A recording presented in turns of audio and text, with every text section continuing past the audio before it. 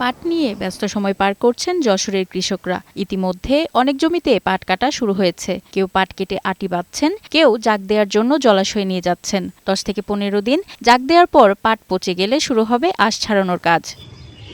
কৃষকরা বলছেন, বিগত বছরগুলোর তুলনায় এবছর পাটে রোগবালাই ও পোকামাকড়ের আক্রমণ ছিল কম। ফলে 30% জমিতে 14 মণ পর্যন্ত পাট উৎপাদনের আশা করছেন তারা।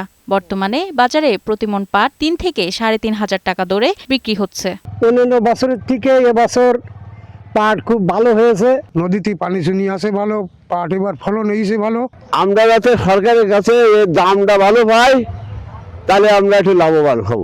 বর্তমান বাজার দর অব্যাহত থাকলে চলতি মৌসুমে যশোরের পাট চাষিরা কাঙ্ক্ষিত লাভের মুখ দেখবেন বলে আশা করছেন কৃষি বিভাগের এই কর্মকর্তা। পাটের যে রোগ পোকামাকড়ের আক্রমণ কম ছিল এবং পাটের বাড়তি ভালো হয়েছে।